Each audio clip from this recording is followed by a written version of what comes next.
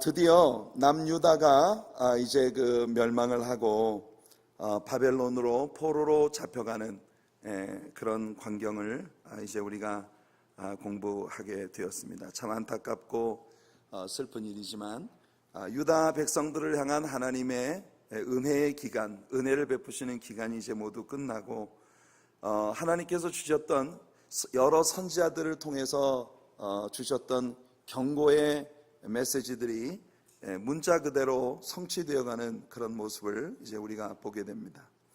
하나님은 이스라엘 백성들에게 나라를 주셨고 땅을 주셨고 보좌를 주셨고 성전을 주셨고 도시를 주셨으며 모든 한 국가가 가장 소중하게 간직할 수 있는 주권들을 허락해 주셨습니다. 하지만 이 모든 것들을 이스라엘은 이제 상실하고 하나님의 징계가 그들 위에 쏟아지는 그런 모습을 우리가 보게 되는 것입니다. 우리가 역사를 공부하면서 지난 출애굽기로부터 시작해서 이스라엘이라는 국가가 형성되어지고 애굽에서부터 나와서 가나안 땅을 정복하고 가나안 땅을 이 지파별로 기업 분배를 하고 그 땅에 정착을 하면서 하나님이 축복하시는 너무나 아름다운 것들이 있었는데 그 모든 것들을 다 빼앗겨 버리고 이제 하나님께서 그들에게 경고하셨던 대로 너희가 만일 나를 사랑하지 아니하고 나를 미워하고 나를 버리고 이 너희들 주변에 남아있는 가나안 원주민들의 우상 숭배의 문화를 배워서 그 우상 숭배 가운데 너희들이 빠져들게 되면 내가 너희를 열방으로 흩어버릴 것이라고 하는 하나님의 말씀이 문자 그대로 이루어지는 그런 모습을 우리가 보는 것입니다. 자, 오늘 우리가 공부하는 24장과 25장, 열왕기하 24장과 25장은 이제 이스라엘 나라의 가나안에서의 왕정 통치의 역사가 모두 이제 종국을 맞이하는 그런 광경입니다. 이 역사의 부분에 대한 참고 자료로 여러분이 예레미야 25장으로부터 34장까지 그리고 역대하 36장을 함께 읽으시면 여러분들에게 큰 이 부분의 역사를 이해하는데 도움이 되실 거예요. 예레미야 25장으로부터 34장 그리고 역대하 36장을 읽으시면 오늘 우리가 다루는 역사의 부분에 대한 설명을 여러분들이 자세히 보실 수 있을 것입니다. 자, 24장으로 들어갑니다. 24장은 이제 유다가 왕권을 상실하는, 이제 그들의 스론, 보좌를 상실하는 그런 모습과 유다 백성들이 이제 바벨론에 이제 캡티브가 되어서 바벨론으로 끌려가는 그런 모습이 나옵니다. 자, 24장 1절부터 12절까지 말씀과 17절부터 20절까지 말씀을 보면 이제 유다의 왕이 폐위되어지는 그런 광경을 봅니다. 하나님의 사람 요시야가 애굽의 바로 느고와의 전쟁으로 무기또에서 전사하는 것을 우리가 지난주에 배웠습니다. 그 요시야가 무기또에서 전사하고 난 다음에 남유다의 다윗 왕조의 보좌는 한동안 하나님을 거부하는 악한 왕들의 시리즈로 이렇게 이어지게 됩니다. 먼저 요시야의 아들 여호아하스가 요아스의 뒤를 이어 왕위에 올라 3개월 동안 통치하는, 이게 요아스가 아니고 요시야입니다. 요시야의 아들 여호아스가 요시야의 뒤를 이어서 3개월 동안 통치를 합니다. 요시야의 아들 여호아스가 요시야가 죽고 난 다음에 왕이 되어 3개월 동안 통치를 했는데 그는 3개월 동안 통치했는데 악한 왕이었어요. 그 사람은 애굽의 바로 느고에 의해서 폐위되어지고 그 다음에 요시야의 또 다른 아들 엘리야킴이라고 하는 사람이 여호야김이라고 하는 이름으로 바로 느고에 의해서 계명이 되어지고, 그러니까 엘리야김이라고 하는 이름은 여호와께서 세우신다는 그런 의미를 가지고 있어요. 여호야김이라고 하는 말은 세우시는 하나님이라는 의미를 갖고 있거든요. 그래서 뭐 이름이 내용은 같아요. 동일한 내용인데 이 애굽의 왕이 요시야의 아들 엘리야김을 여호야김이라고 이름을 바꾸어서 왕위에다 앉힙니다. 그러니까 이게 정말 슬픈 것은 뭐냐면 드디어 유다가 어토리티를 잃어버린 거예요. 왕으로서의 모든 어토리티를 잃어버리고 애굽 왕이 어디 감히 하나님의 나라 유다의 왕을 자기 마음대로 즉위를 시킵니까? 바로 느고에 의해서 즉위가 되어서 11년을 통치를 했는데요. 이 통치 기간 중에 바벨론이 일어납니다. 그래서 느부갓네살이 예루살렘을 공격해 오니까 이 엘리야김은, 여호야김은 즉시 바벨론에게 항복을 해서 바벨론을 섬깁니다. 조공을 바치기 시작하죠. 그러다 3년 만에 갑자기 이 여호야김이 바벨론을 반역합니다. 그리고 이 3년 만에 반역을 하고 4년째 죽음을 맞이하게 됩니다. 4년 후에, 반역을 하고 난 후에 이제 바벨론의 느부갓네살에 의해서 폐위가 되어지고 4년 후에 죽음을 당하게 됩니다. 그 다음에 여호야김의 아들, 여호야김이 죽자 여호야김의 아들 여호야긴이 이제 또 왕위에 오르게 되는데요. 이것이 그 유다 백성들이 다윗 왕조의 왕으로서 세운 마지막 왕이에요. 여호야긴이. 근데 이 여호야긴이 바벨론이 공격해 오자 즉시 바벨론에 항복을 하고 바벨론으로 그 모든 왕족들이 다 이송이 되어 갑니다. 그래서 유다 왕조는 이렇게 여호야긴 때에 이르러서 마지막으로 바벨론으로 완전히 옮겨지게 되고, 그 다음에 여러분, 이 여호야김이 죽자 그의 아들인 여호야긴이 왕위에 오르는데요.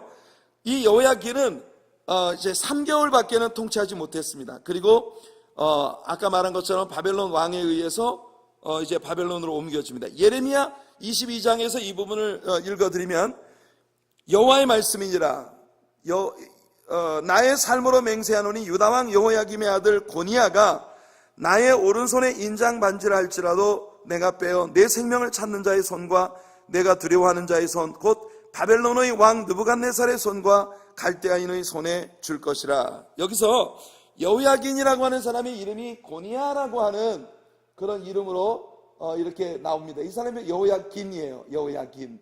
이 여호야긴은 고니야 혹은 여고니야라고 하는 그런 이름으로 불려지기도 했습니다. 자, 이렇게 바벨론 군대가 예루살렘을 포위하기 시작한 것이 BC 597년인데요. BC 597년에 바벨론 군대가 예루살렘을 포위하기 시작했을 때 이 약하고 믿음이 없었던 왕 여호야긴은 즉시 바벨론에 항복을 했고 모든 가족들과 함께 바벨론으로 포로로 끌려가게 되는 것입니다.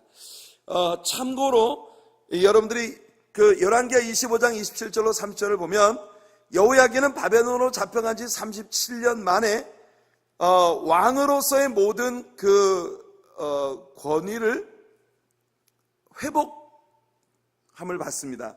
그러니까 이게 왕으로서의 권위를 회복된다는 것이 유다 왕위에 다시 돌아온다는 것이 아니라 바벨론의 왕이 바로 이 여호야긴을 왕으로서 대우해 주기 시작하는 이런 일이 갑자기 벌어지는 거예요. 그러니까 이게 하나님께서 느부갓네살의 아들의 마음을 하나님께서 움직이셔서, 그래서 바로 이 여호야긴이라는 유다의 마지막 왕의 왕권을 이제 회복시켜 주는 거예요. 왕으로서 대우를 해주는 겁니다. 그러니까 바벨론의 억류 생활을 계속하고 있지만 이 사람이 한때 유다의 왕이었다는 왕족이라는 그런 대우를 받도록 이렇게 조치를 해주는 거예요. 그래서 이거는 아주 특별한 사건입니다.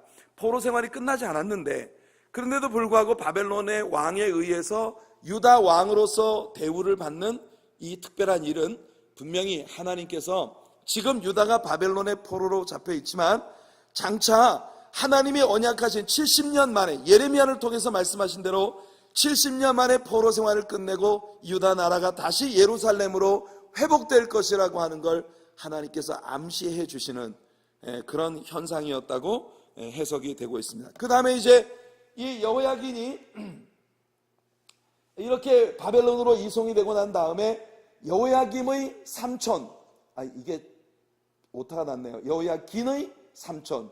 그러니까 이거 여호야긴이 잡혀가고 난 다음에 여호야김의 아들 여호야긴이죠. 그러니까 여호야긴의 삼촌이니까 여호야김의 형제예요. 지금 요시아의 아들입니다. 시드기야가 왕위에 오르게 되는데 이것 역시 바벨론 왕 느부갓네살이 즉위를 시킵니다. 원래 이 사람의 본명이 마따니아였는데 느부갓네살이 즉위를 시켜서 통치 9년을 맞았을 때 애국과 비밀 조약을 맺고 바벨론을 배반을 합니다. 이 일로 바벨론의 진노를 사서 유다의 패망이 결국 철회되게 되죠. 시드기야는 바벨론 왕 앞에 잡혀와서 두 눈이 뽑힌 채로 왕자들이 그 앞에서 죽임을 당하고 시드기야는 두 눈이 뽑힌 채로 바벨론으로 이송이 되어 감으로써 유다의 역사는 이렇게 종국을 고하게 되는 것입니다. 요시야 왕 이후에 이 왕들의 역사가 이렇게 전개가 됩니다. 그래서 요시야 왕 때까지는 정말 하나님을 잘 섬기는 그런 그 훌륭한 왕들이 중간중간 일어나서 요시야 때에 이르러서 이스라엘의 신앙개혁과 유다의 신앙개혁과 이제 그 부흥운동이 일어났었지만, 안타깝게도 요시야가 죽고 난 후에 이렇게 유다가 멸망으로 치닫고 있는 이런 모습을 봅니다. 그래서 나중에 여러분들 보시면 유다가 이렇게 완전히 멸망을 하게 된 이유가 전부 므낫세 때문이었다고 하나님께서 직접 말씀하시는 그런 장면을 보거든요. 그러니까 히스기야의 아들이었던 므낫세의 타락이 결국은 유다 나라를 돌이킬 수 없는, 돌아올 수 없는 다리를 건너게 만든 그런 일을 했다고 하는 것을 우리에게 보여주는 거죠. 자, 이것을 염두에 두고 우리가 성경을 한번 읽어보겠습니다. 열왕기하 24장 1절부터 12절까지 말씀을 읽겠는데 4절까지 한번 먼저 읽어볼게요. 시작.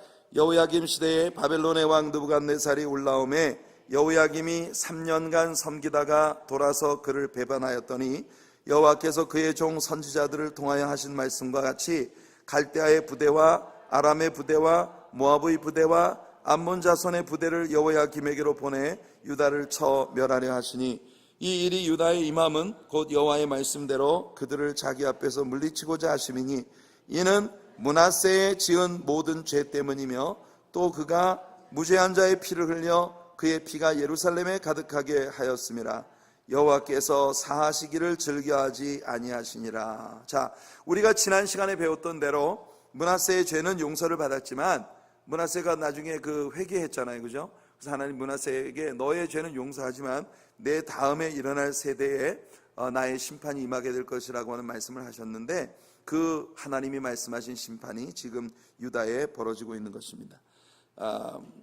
왜냐하면 사실은요, 므낫세가 이렇게 타락하고 부패하여 이제 그 그모스를 숭배하고 여러 가나안의 원주민들의 우상들을 숭배하며 예루살렘 성전을 우상 숭배의 이제 신전이 되게 만드는 그런 무참한 일을 저지르는데, 그 일에 항거하지 아니하고 모든 백성들이 앞을 다투어 이제 왕과 함께 타락 일로를 걸었다고 하는 것. 히스기야 왕 때 그렇게 하나님께서 아수르와의 전쟁에 개입하셔서 풍전등화의 위기에서 그들을 구해 주셨는데도 하나님에 대한 깨달음이 없이 악을 향해 치달았던 모든 백성들의 죄악에 대하여 하나님께서 분노하신 그런 모습을 우리가 여기서 보고 있는 것이죠. 자, 이제 5절부터 12절까지 같이 읽어보겠습니다. 시작. 여호야김의 남은 사적과 행한 모든 일은 유다왕 역대시략에 기록되지 아니하였느냐. 여호야김이 그의 조상들과 함께 잠에 그의 아들 여호야긴이 대신하여 왕이 되니라. 애굽 왕이 다시는 그 나라에서 나오지 못하였으니 이는 바벨론 왕이 애굽 강에서부터 유브라데 강까지 애굽 왕에게 속한 땅을 다 점령하였음이더라. 여호야긴이 왕이 될 때 나이가 18세라. 예루살렘에서 석 달간 다스리니라. 그의 어머니의 이름은 느우스다요 예루살렘 엘라단의 딸이더라. 여호야긴이 그의 아버지의 모든 행위를 따라서 여호와께서 보시기에 악을 행하였더라. 그때 바벨론의 왕 느부갓네살의 신복들이 예루살렘에 올라와서 그 성을 에워싸니라. 그의 신복들이 에워쌀 때에 바벨론의 왕 느부갓네살도 그 성에 이르니 유다의 왕 여호야긴이 그의 어머니와 신복과 지도자들과 내시들과 함께 바벨론 왕에게 나아가매 왕이 잡으니 때는 바벨론 왕 8째 해이라. 자, 여기 보니까 여호야긴이 그 어머니와 신복들과 지도자들과 내시들과 모두 동원을 해서 바벨론 왕에게 나아갔다는 말은 항복했다 그런 말입니다. 바벨론 왕에게 항복을 하니까 이제 여호야긴 왕의 모든 왕족들을 바벨론으로 산채로 다 이제 끌어간 것입니다. 그 다음에 이제 17절로 넘어가서 17절부터 20절까지 한번 읽어보겠습니다. 바벨론 왕이 또 여호야긴의 숙부 마따니아를 대신하여 왕으로 삼고 그의 이름을 고쳐 시드기야라 하였더라. 시드기야가 왕이 될 때에 나이가 21세라. 예루살렘에서 11년간 다스리니라. 그의 어머니의 이름은 하무다리오 림나인 예레미야의 딸이더라. 그가 여호야김의 모든 행위를 따라 여호와 보시기에 악을 행한지라. 여호와께서 예루살렘과 유다를 진노하심이 그들을 그 앞에서 쫓아내실 때까지 이르렀더라. 시드기야가 바벨론 왕을 배반하니라. 아까 제가 이 요시야 왕 이후에 일어났던 왕들의 리스트를 설명을 해드린 그 부분을 우리가 성경에서 이제 직접 읽은 것입니다. 그 다음에 우리가 스킵하고 지나갔던 13절부터 16절까지의 말씀의 내용은 왕들의 역사가 이렇게 애굽과 바벨론에 의해서 파멸되어지는 동안 백성들 또한 느부갓네살의 공격을 받아 포로로 끌려가는 그런 모습을 우리들에게 보여줍니다. 이스라엘 백성들이 바벨론에 억류되어 간 것은 모두 3차에 걸쳐서 이루어졌는데요, 우리가 성경 통독을 하면서도 계속 배웠습니다마는 3차에 걸쳐서 포로들이 끌려갔습니다. 1차 포로, 이 1차 포로는 BC 605년에 느부갓네살에 의해서 유다가 공격을 받아서 일어났는데, 이때는 다니엘과 사드락 메삭 아벳느고를 대표로 하는 그 사람들이 전부가 아니었습니다. 주로 왕족들, 이 귀족의 자녀들, 공부 잘하고 스마트하고 아주 엘리트 그룹들로 자라고 있는 젊은이들을 잡아갔어요. 이게 느부갓네살이 당대의 이 히브리 청년들이 굉장히 지혜롭다고 하는 이야기를, 똑똑하다는 이야기를 듣고 이 히브리 청년들을 사로잡아서 자기의 왕실의 내시로 그들을 쓰면서 그 왕실에서 왕의 정치를 도울 수 있는 그런 그 왕의 통치를 지원하는 그런 세력으로 사용하려고 포로를 잡아간 것이 바로 1차 포로입니다. 그 다음에 597년에 2차 느부갓네살의 침략과 함께 이제 2차 포로를 끌어가는데, 사실상 이때 그 2차 포로들이 이 유다의 핵심 인물들이 다 이제 끌려간 겁니다. 뭔가 노동력으로 써먹을 수 있는 쓸만한 사람들을 다 잡아갔어요. 이때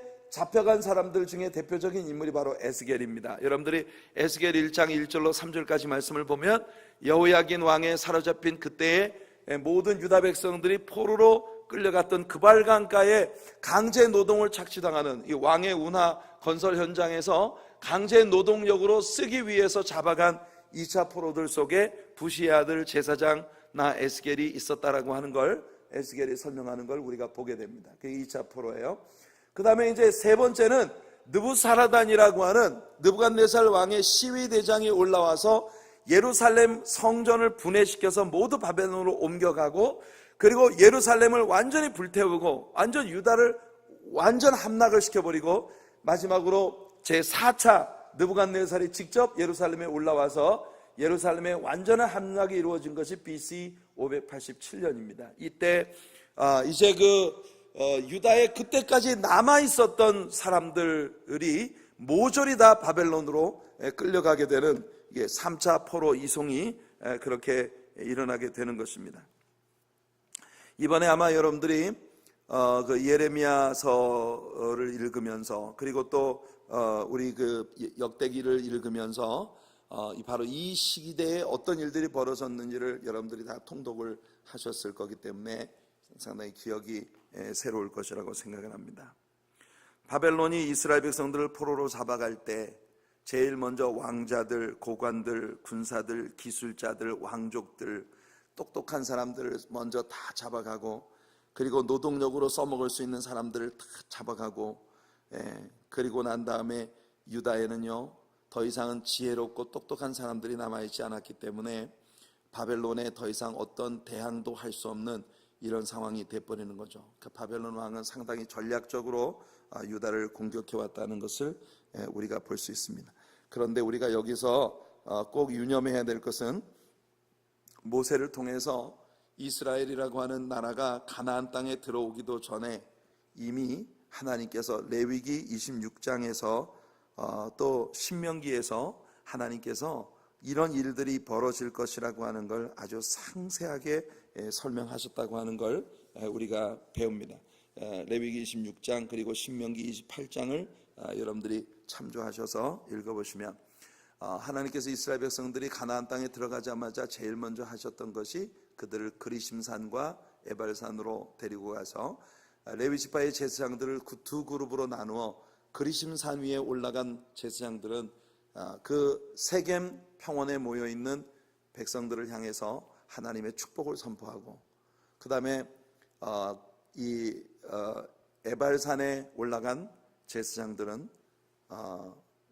이스라엘 백성들에게 저주를 선포했습니다. 그래서 하나님께서 이스라엘 백성들에게 축복의 길과 저주의 길이 너희 앞에 있다. 선택은 너희들의 몫이다. 이 하나님 주신 말씀이었는데, 불행히도 이스라엘 백성들은 하나님의 축복이 기다리고 있는 약속의 그 삶으로 나아가지 않고 하나님의 저주가 기다리고 있다는 그 길을 선택을 한 거죠. 그래서 이제 24장에서 우리는 유다가 완전히 패망하는 모습을 본 것입니다. 25장을 보면 이제는 예루살렘이라는 도시와 성전의 파괴에 대한 이야기가 설명되어지는 것을 봅니다. 예루살렘의 함락, 여러분이 예레미야 애가를 읽어보시면 예루살렘의 패망을 그림처럼 보여주는 그런 예레미야의 lamentation, 아주 슬픈 노래가 나오는 것을 보는데, 그 노래를 통해서 예루살렘의 멸망에 대한 시적인 그런 묘사가 아주 잘 되어 있는 것을 우리가 봅니다.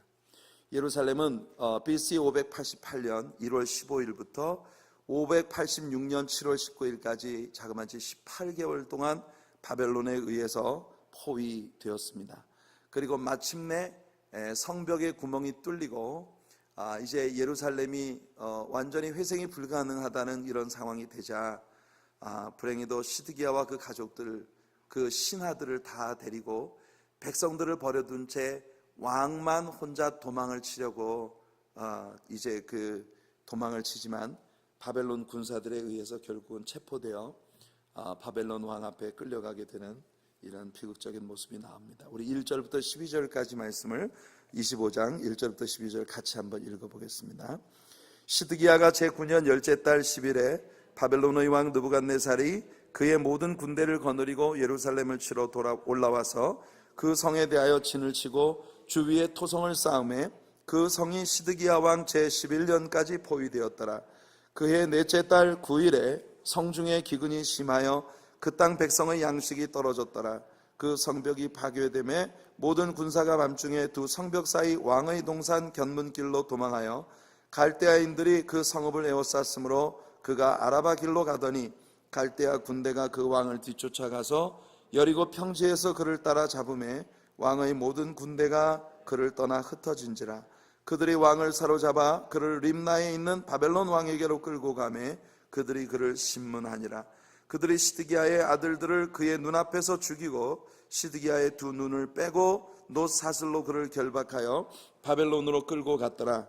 바벨론 왕 느부갓네살의 19째 해 5월 7일에 바벨론 왕의 신복 시위대장 느부사라단이 예루살렘에 이르러 여호와의 성전과 왕궁을 불사르고 예루살렘의 모든 집을 귀인의 집까지 불살랐으며 시위대장에게 속한 갈대아 온 군대가 예루살렘 주위의 성벽을 헐었으며 성중에 남아있는 백성과 바벨론 왕에게 항복한 자들과 무리 중 남은 자는 시위대장 느부사라단이 모두 사로잡아가고 시위대장이 그 땅에 비천한 자를 남겨두어 포도원을 다스리는 자와 농부가 되게 하였더라.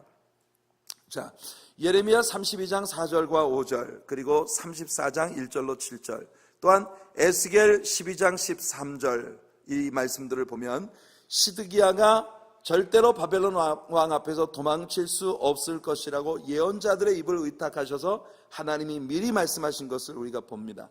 뿐만 아니라 그가 바벨론 왕을 두 눈으로 보겠지만 바벨론은 보지 못할 것이라고 그렇게 예언이 되어 있는데 얼마나 놀라운 일인지 이 모든 예언들이 문자 그대로 이루어졌다고 하는 것을 우리가 지금 보고 있는 것입니다. 결국 시드기야는 느부갓네살 앞에 끌려가서 자기 왕자들이 자기 눈앞에서 죽임당하는 모습을 보고 그리고 왕 앞에서 두 눈이 뽑혀서 바벨론으로 끌려가서 바벨론에서 죽음을 맞이하게 됩니다. 그래서 여러분 결국 이 바벨론 그 왕을 보기는 했지만 그러나 바벨론 나라를 눈이 뽑혔기 때문에 보지 못하는 그런 상황 가운데서 이제 최후를 맞이하게 된 것이죠. 이로부터 한 달 후에 바벨론 사람들이 예루살렘을 불태우고 성벽을 부수고 성전을 파괴시켜버리고 말았습니다. 25장 13절로부터 17절까지 말씀은 지난 주일 아침 설교를 통해서 이 부분을 상세하게 설명을 해드렸습니다. 바벨론 사람들은 하나님의 성전을 산산이 분해해서 필요한 모든 것들을 바벨론으로 옮겨갔죠. 너무 커서 통째로 가져갈 수 없는 기둥이라든지 이런 모든 것들은 다 분해가 되어서 이제 그 바벨론으로 옮겨집니다. 성전의 놋과 금과 은, 모두 성전에 도금되어져 있었던 모든 것들이 다 벗겨지고, 그리고 성전에 사용하던 부집게, 그릇, 모든 것들이 다 바벨론으로 이제 옮겨지게 되는 그런 모습을 봅니다. 예루살렘의 왕궁도 마찬가지로 치욕스러운 몰락을 맛보게 되고, 왕궁과 함께 성전도 역시 완전히 이방인들에게 유린되는 그런 모습을 우리가 보죠. 예레미야 7장을 보시면 하나님께서 패망 직전에 놓인 이스라엘 백성들에게 선포하시는 진노의 메시지가 나오는 것을 봅니다. 이 메시지가 우리에게 시사하는 교훈은 너무나 커요.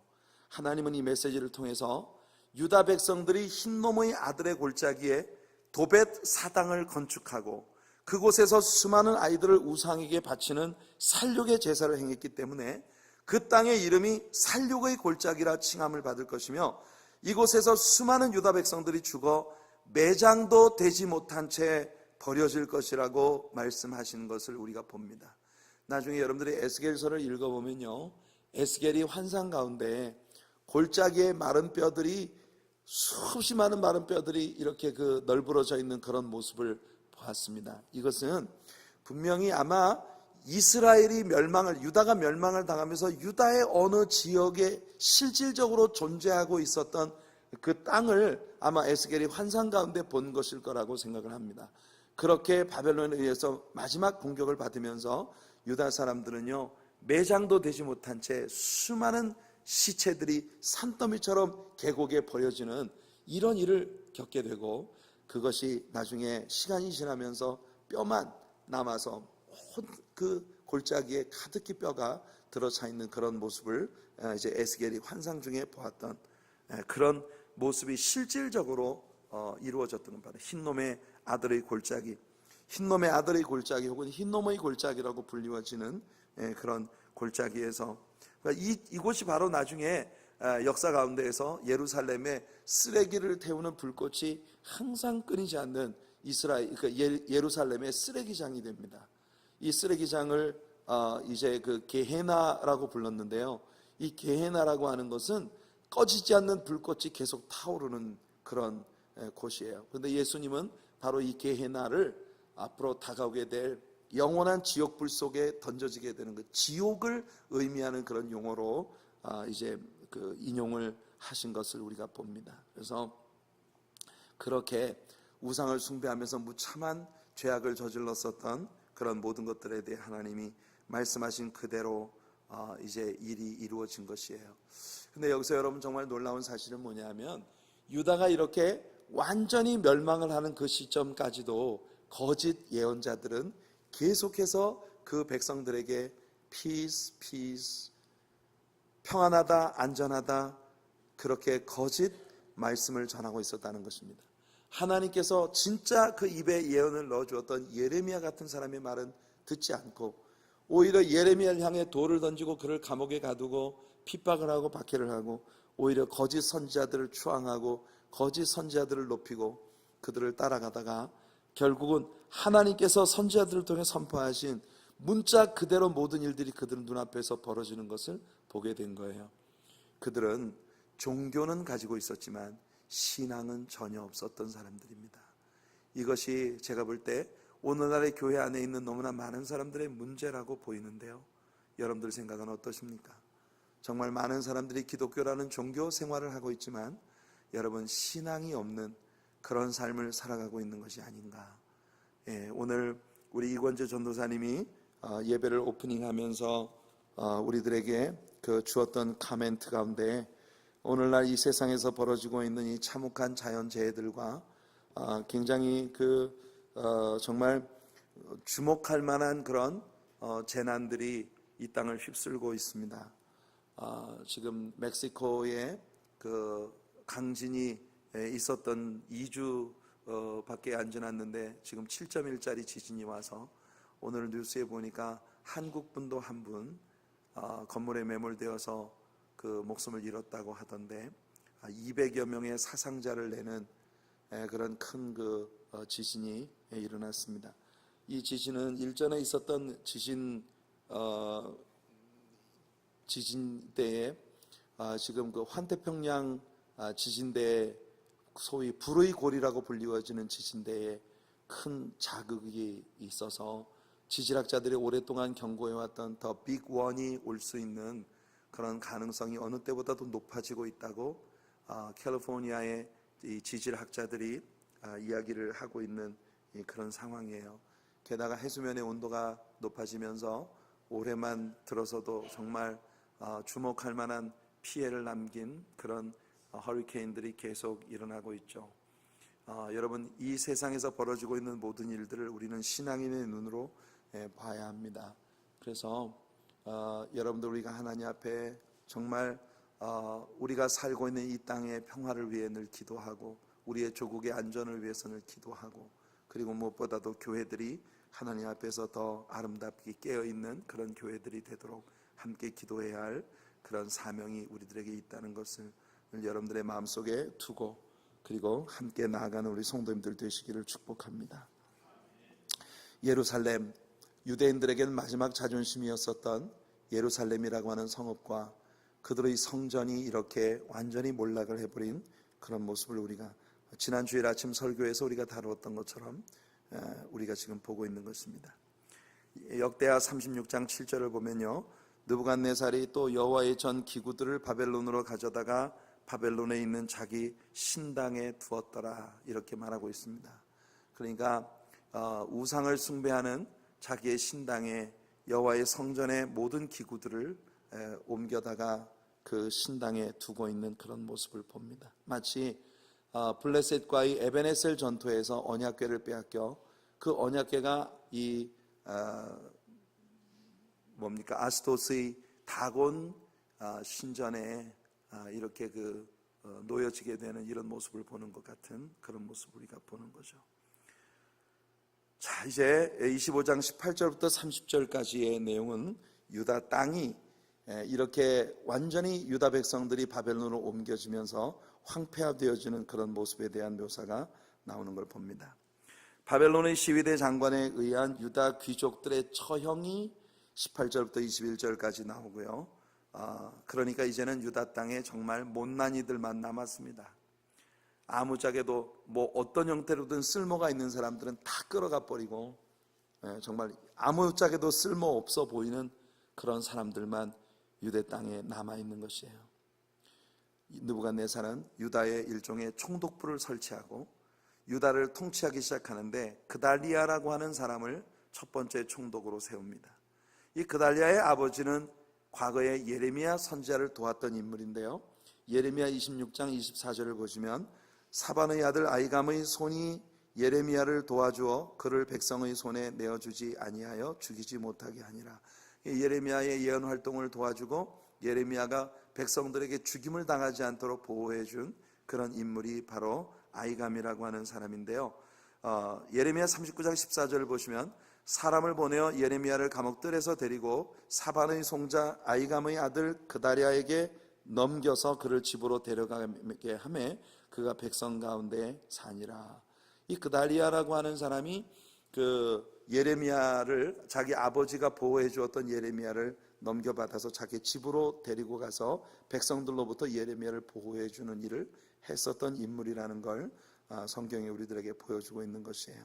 근데 이 사람이 지금 이제 예루살렘에 이 바벨론 총독부가 세워지고 첫 번째 총독으로 이 바로 그다리아라고 하는 사람이 세워지게 되었다는 것입니다. 네, 이 무렵에 예레미야가 애굽으로 강제로 백성들에게 끌려가서 죽임을 당하게 되고, 이런 와중에 이 그달리아라고 하는 사람 역시도 이제 나중에 죽임을 당하게 되는데요, 우리 한번 22절부터 26절까지 말씀을 같이 한번 읽어보겠습니다. 22절부터 26절. 유다 땅에 머물러 있는 백성은 곧 바벨론 왕 느부갓네살이 남긴 자라. 왕이 사반의 손자 아이감의 아들 그달리아가 관할하게 하였더라. 모든 군대 지휘관과 그를 따르는 자가 바벨론 왕이 그달리아를 지도자로 삼았다함을 듣고 이에 느다니아의 아들 이스마엘과 가레아의 아들 요하난과 느도바 사람 다누메스의 아들 스라야와 마아가 사람의 아들 야사니아와 그를 따르는 사람이 모두 미스바로 가서 그달리아에게 나아가매 그달리아가 그들과 그를 따르는 군사들에게 맹세하여 이르되 너희는 갈대아인을 섬기기를 두려워하지 말고 이 땅에 살며 바벨론 왕을 섬기라. 그리하면 너희가 평안하리라 하니라.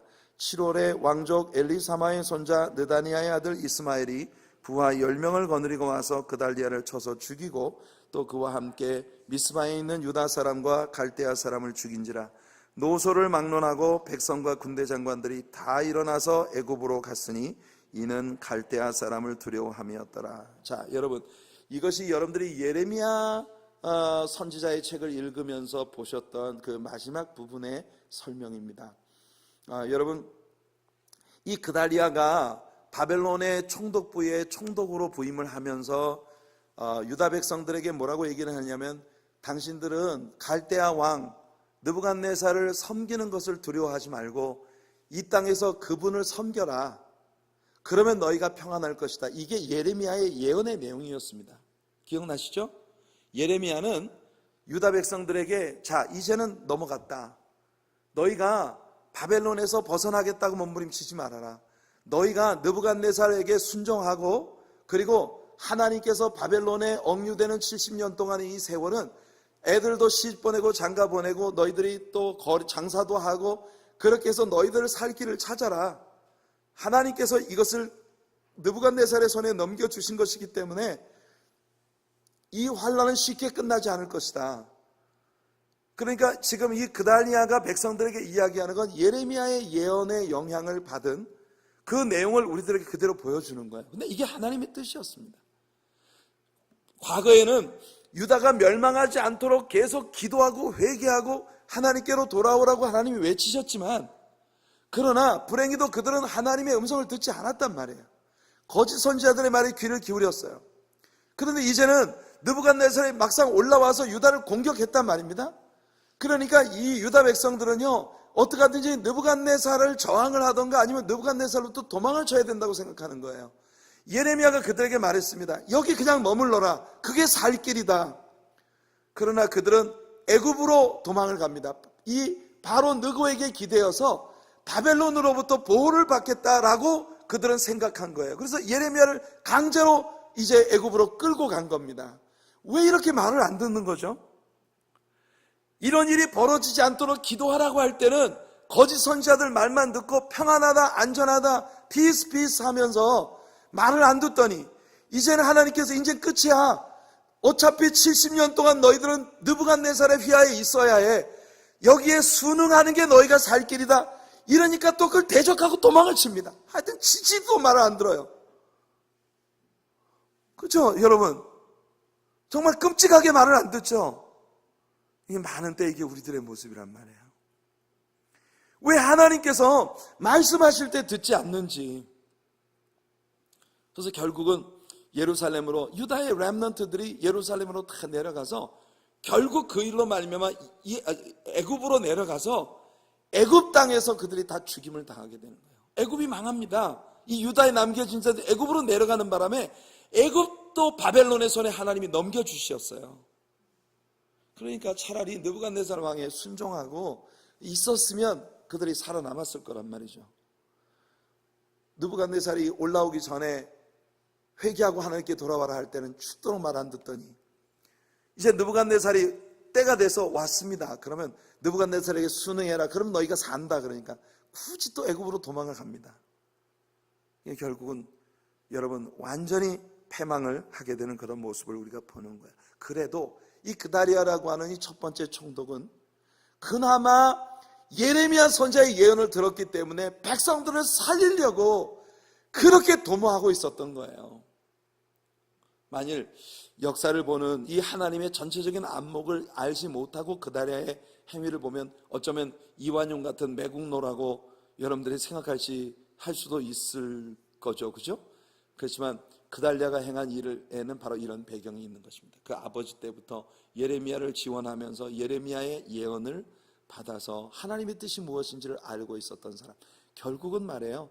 하나님의 뜻을 잘 깨닫고 주님의 뜻대로 행하고자 하는 사람들은 사람들에게 미움을 받아서 배척을 당하고 죽임을 당하게 되고, 결국은 하나님께서 그들에게 경고하셨던 비극적인 종말이 이렇게 이르게 되고 마는 것이에요. 역대하 36장 20절과 21절을 보면 70년간의 포로 생활에 대해서 우리들에게 보여주고 있는 말씀을 봅니다. 칼에서 살아남은 자를 그가 바벨론으로 사로잡아가매 무리가 거기서 갈대아 왕과 그의 자손의 노예가 되어 바사국이 통치할 때까지 이르니라. 이에 토지가 황폐하여 땅이 안식년을 누린같이 안식하여 70년을 지냈으니 여호와께서 예레미야의 입으로 하신 말씀이 이루어졌더라.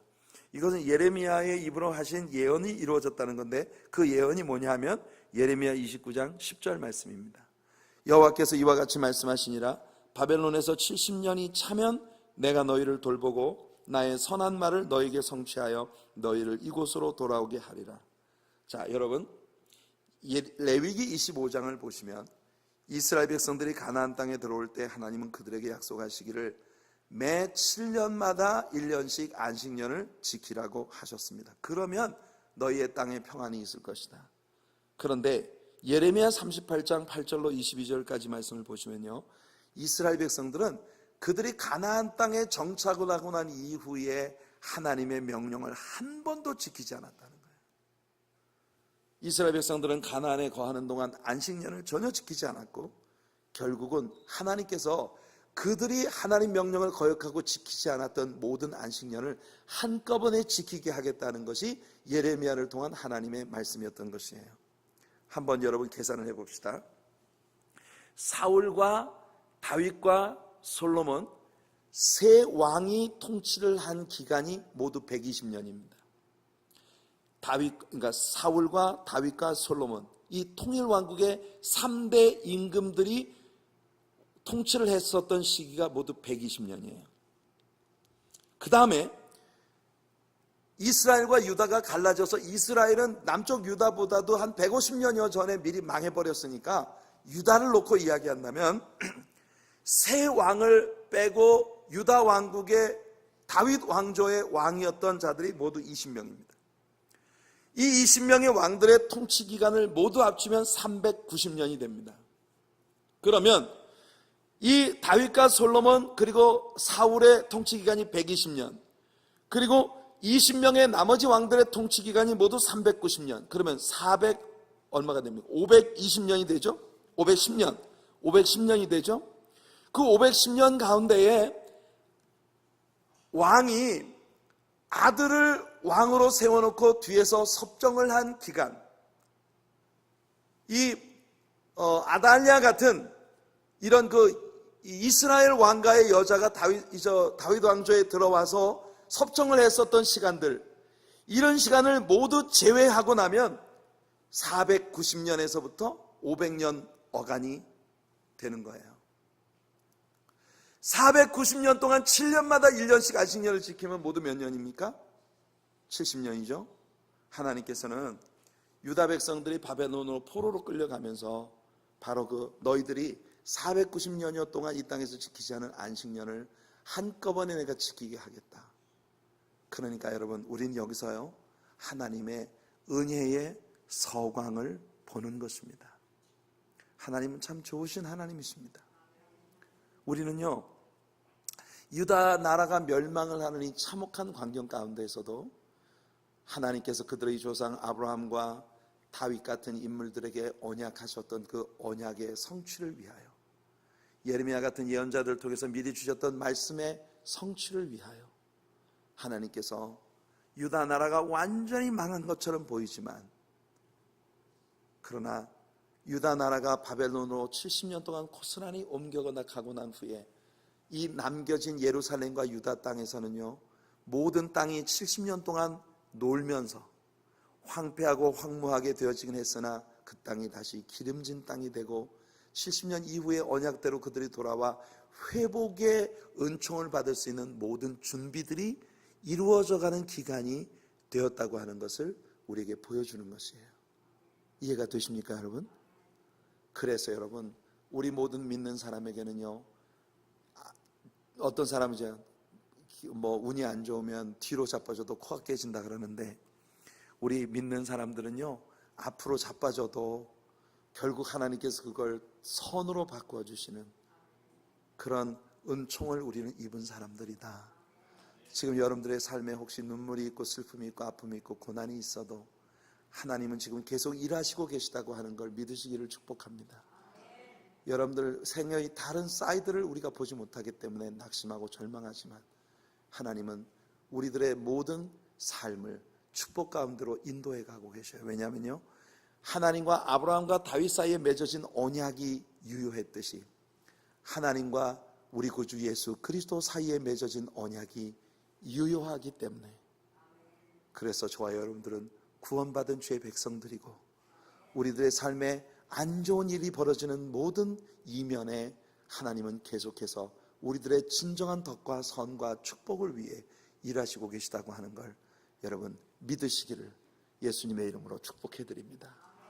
이것이 이제 왕국의 역사를 모두 끝내면서 우리가 왕국의 역사를 통해서 내리게 되는 결론이에요. 인간은 악하고 넘어지지만 하나님은 끝까지 선하시고 언약을 지키시는 언약의 하나님이시다. 여러분, 우리들이 삶의 모든 국면들 속에서 하나님을 의지하고 하나님을 사랑하고 신뢰하며 우리 주님의 품에 정말 축복 가운데 안겨 살아가는 지혜로운 하나님의 사람들이 되기를 예수님의 이름으로 축원해 드립니다.